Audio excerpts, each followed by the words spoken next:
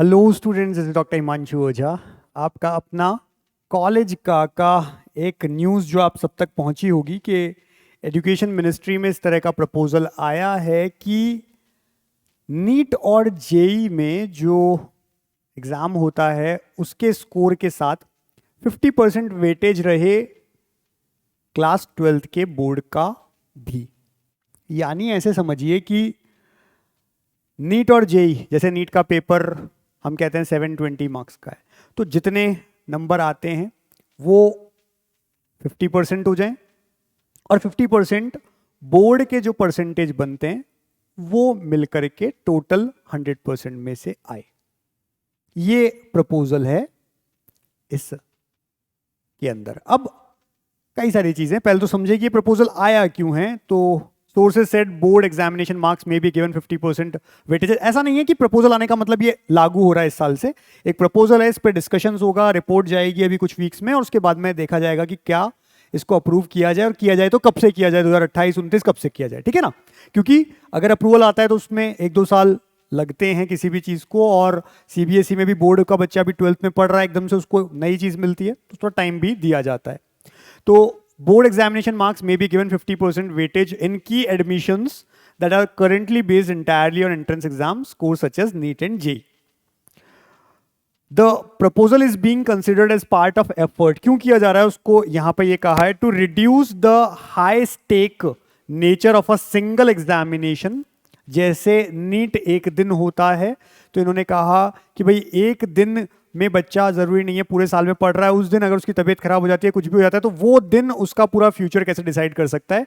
इसलिए जब आप सीबीएसई में या किसी भी स्टेट बोर्ड में 12th में पूरे साल पढ़ते हो, उसके जो परसेंटेज आते हैं मल्टीपल एग्जाम्स से और फिर आपका नीट जेई जो होता है वो आता है, उसको मिला करके किया जाए। तो एक का इन्होंने पॉइंट ये बोला है, वेदर बोर्ड एग्जाम और entrance test for medical and engineering admission, it added the move comes amid growing concern over the credibility of the examination system following a series of anomalies including evaluation error and paper leak. अब एक और चीज जो timing है वो कुछ ऐसी है, आप पेपर लीक को रोक नहीं पा रहे हो, आप ढंग से पेपर करवा नहीं पा रहे हो, आप सीबीएसई में जो इवैल्यूएशन हुआ है पेपर कॉपी चेकिंग का वो ढंग से करवा नहीं पा रहे हो, उस बीच में आप एक नई चीज छोड़ देते हो केवल ध्यान भटकाने के लिए। इसके बाद क्या कहा है इन्होंने कहा है reduce dependence on coaching centre, कि भाई कोचिंग सेंटर पे रिड्यूस हो, उनका डिपेंडेंस कम हो, क्योंकि नीट और जेई की तैयारी बच्चा कोचिंग से करता है। अगर वो परसेंटेज लाने के लिए स्कूल में ढंग से पढ़ेगा तो कोचिंग पे डिपेंडेंस कम हो जाएगा, 50% वेटेज स्कूल का भी रहेगा।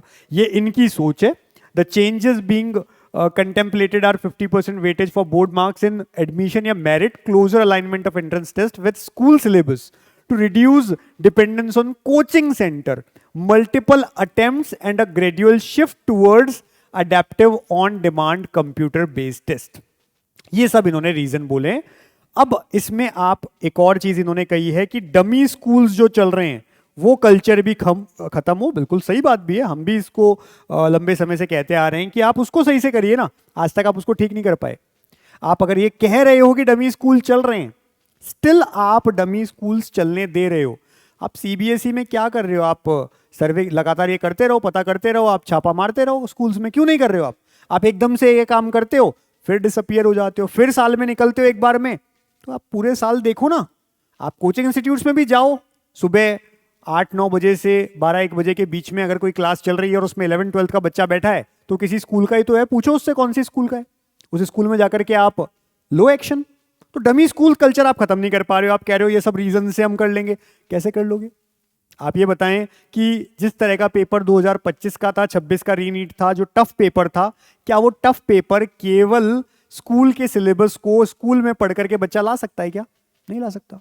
फिर अगेन क्या होगा, 12th वाले तो ठीक है, ड्रॉपर वाले सेलेक्ट होने लगेंगे ज्यादा, क्योंकि ड्रॉपर वाला तो फिर भी कोचिंग जाएगा। आप कोचिंग के जो कोचिंग सिनेरियोस को कैसे खत्म कर दोगे, वो तो कर नहीं सकते आप, कितना भी चाह लो आप डिपेंडेंसी। ठीक है, 12th में बच्चे ने बोर्ड दे दिया, अब उसने ड्रॉप किया अगले साल क्योंकि उसका वो 50% तो अच्छे से लाने हैं। तो ये एक चीज है। अब इससे कई सारे सवाल हैं जो हमने लिखे हैं।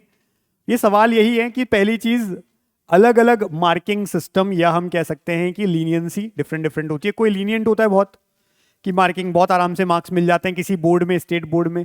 वहीं हो सकता है सीबीएसई किसी साल टफ करे या पेपर कभी टफ बने, जैसे अभी आपने सीबीएसई में देखा इस साल 10th का पेपर मैथ्स का टफ था। लास्ट ईयर्स में हमने देखे फिजिक्स के टफ आ रहे थे। इस साल हमने देखा मार्किंग स्कीम बहुत टफ थी सीबीएसई की। वैसे ही कई सारे स्टेट बोर्ड हो सकता है सीबीएसई से भी ज्यादा टफ मार्किंग करे, या कुछ ही केस में हो सकता है बहुत आसान नंबर मिल जाते हो किसी स्टेट बोर्ड में। तो आप कैसे इसे बराबर लाओगे? फिर तो इनजस्टिस हो जाएगा जहां बहुत आराम से नंबर मिलते हैं। और इसी में एक और क्वेश्चन है, एनआईओएस का क्या होगा? क्योंकि ओपन बोर्ड से भी बच्चा आराम से नंबर ला सकता है, मल्टीपल अटेम्प्ट्स में ला सकता है, अच्छे नंबर ला सकता है, अच्छे रैंक ला सकता है, अच्छा स्कोर ला सकता है, परसेंटेज ला सकता है एनआईओएस से। फिर अगर आप ऐसा करते हो कि ठीक है ये दोनों को हम एक नॉर्मलाइजेशन में लाएंगे, तो नॉर्मलाइजेशन आप कैसे कर पाओगे? उसका क्या फॉर्मूला है, किस तरह से उसको करोगे? क्या उस पर कोई टेस्टिंग हुई है, नहीं हुई है, वो बताओ आप। क्योंकि नॉर्मलाइजेशन भी इतना ईजी नहीं है करना, उससे भी बच्चे सेटिस्फाइड नहीं होंगे कि आपने किस तरह की नॉर्मलाइजेशन किया है। अगेन फिर जैसा हमने कहा कि नीट के जो टफ पेपर आ रहे हैं, जो हम देख रहे हैं फिजिक्स का, केमिस्ट्री का, इस साल भी, लास्ट ईयर भी फिजिक्स का पेपर टफ था, क्या वो बिना कोचिंग के बच्चा सॉल्व कर पाएगा? आप तो कह रहे हो कि ठीक है कोचिंग इंस्टीट्यूट का हम जो सिनेरियो है उसको कम करना चाहते हैं, उस पर डिपेंडेंसी रिड्यूस करना चाहते हैं, अच्छी बात है, आप सोचते हैं अच्छी बात है, पर आपकी स्कूल पे के लेवल में आप इतने अच्छे तरीके से काम करिए, क्या वो पॉसिबल है? जो आप अभी क्वेश्चन पेपर बना रहे हो, बच्चा बिना कोचिंग के तो सॉल्व ही नहीं कर पा रहा है। एग्जैक्ट एनसीईआरटी से तो ऐसा कुछ था नहीं, और अगर जिस दिन एग्जैक्ट एनसीईआरटी से आ जाता है तो पेपर इतना इजी हो जाता है, कट ऑफ हाई पहुंच जाती है। तो आप खुद सोचिए कि आप कैसे इसे बैलेंस करेंगे, करके देखिए एक बार। फिर आप कह रहे हो कि डमी स्कूल, हम पूछ रहे हैं डमी स्कूल्स पे कितना एक्शन डेली बेसिस पे लिया जा रहा है? आप साल में एक बार निकलते हो, 5-6 जगह एक साथ छापे मारते हो, सोचते हो सब डर गए, फिर बच्चे वही कोचिंग इंस्टीट्यूट्स में सुबह जा रहे होते हैं, फिर डमीज कल्चर चल रहा होता है, स्कूल डमी दे रही होती है, आप क्या कर रहे हो तो बताओ। तो कुल मिलाकर के जैसे ही बात इनके ऊपर आती है, जैसे ही हम कहते हैं कि आपकी जिम्मेदारी तय हो, आप इस्तीफा दो, जहां हम ऐसा बोलते हैं वहां एक कोई नई चीज छोड़ दी जाती है कि ठीक है इसमें उलझने दो लोगों को। अब ये प्रपोजल मुझे पूरी तरह से अभी ये लग रहा है कि इस पे कई चीजें सोचने वाली बात है। अच्छी बात है अगर आपको लगता है कि हम कोचिंग इंस्टीट्यूट्स का पे डिपेंडेंसी कम कर देंगे, अच्छी बात है, आपकी सोच बहुत बढ़िया है। अगर आप सोचते हैं डमी स्कूल्स पे हम कर देंगे, बहुत अच्छी बात है, बट ग्राउंड रियलिटी क्या है ये जानना बहुत जरूरी है और उस पर काम करना बहुत जरूरी है, क्योंकि मुझे नहीं लगता इस फैसले से इन पे कोई असर पड़ना है। बच्चे तो 12th के परसेंटेज अभी भी ला रहे हैं, हम देखते हैं डमी स्कूल में पढ़ करके भी बच्चा कोचिंग में पढ़ के भी 90+ परसेंटेज ला रहा होता है, इसमें क्या है?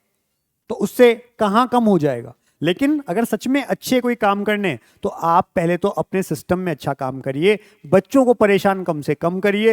हाँ, डमी स्कूल का कल्चर खत्म होना चाहिए तो हम भी कहते हैं, अच्छी बात है, लेकिन उसके लिए ऐसे टीचर्स भी स्कूल के पास हों कि जो उस लेवल के क्वेश्चन सॉल्व करवा सकें जो कि बच्चों को नीडेड है, कॉम्पिटेंसी बेस्ड, जहां पर अच्छे अच्छे कॉम्पिटिशन्स होते हैं, नीट जेई, उनमें आराम से सॉल्व करवा पाएं। स्कूल्स के पास वैसे टीचर्स नहीं है। जो सिलेबस आप करते हो, आप पहले ही ऐसे ऐसे चैप्टर हटा देते हो, उसको इतना छोटा सा बना देते हो, इजी सा चैप्टर, लेकिन जब पेपर आता है तो टफ आता है, तो बच्चा तैयारी करे कैसे? स्कूल बेस पे तो पॉसिबल नहीं है। तो उसके लिए सोचा जाए, अच्छे कदम उठाए जाएं, और मैं तो कहता हूं कि एक ऐसी चीज हो जहां बच्चा खुश रहे, ज्यादा परेशान ना किया जाए उसे, ज़्यादा उसको उलझाया ना जाए। और जैसे वो अभी इस बार सीबीएसई के परसेंटेज जो आए थे, मार्क्स चेक हुए थे, कॉपी चेक हुई थी, वैसा काम ना हो, बच्चे खुश रहें उनके रिजल्ट को देख के, उनकी मेहनत को देखकर, उस पर काम करिए।